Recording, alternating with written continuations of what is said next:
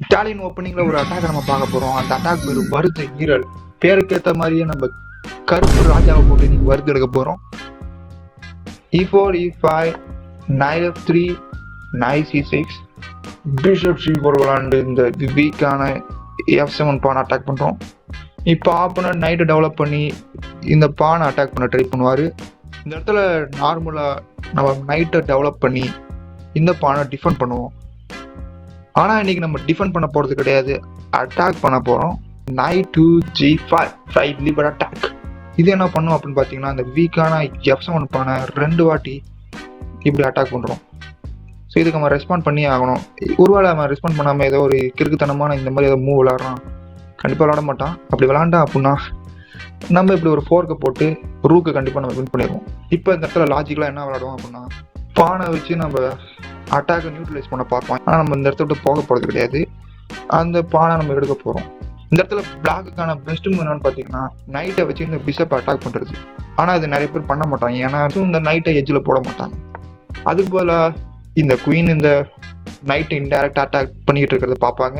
அதே மாதிரி பானை எக்ஸ்ட்ரா கிடைக்குதுன்னு பார்ப்பாங்க. ஸோ அவங்க மேக்ஸிமம் இந்த மூவ் விளாடுவாங்க. இது ஒரு மிஸ்டேக். இந்த இடத்துல ஒரு பிரில்லியண்டான ஒரு சாக்ரிஃபைஸ் நம்ம பண்ண போகிறோம். எப்படின்னு கேட்டிங்கன்னா, இந்த நைட்டை எடுத்து கொண்டு போய் இவ்வளோ ஒரு காவாக கொடுக்குறோம். இந்த இடத்துல 2 பீஸை நம்ம அட்டாக் பண்ணிருக்கோம். ஸோ அந்த கிங்கால எடுத்ததே தான் ஆகணும், வேறு வழியே கிடையாது. எடுத்ததுக்கப்புறம் நம்ம குயினை வச்சு ஒரு செக்கப் போடுறோம்.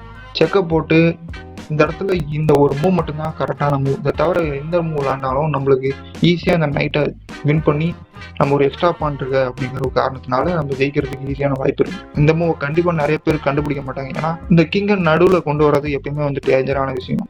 அதனால மேக்ஸிமம் என்ன பண்ணுவாங்க அப்படின்னா, ஆப்போனன்ட்டு சேஃபாக இருக்கே அப்படின்ட்டு இந்த சைடில் கொண்டு போய் சொல்லுவான்.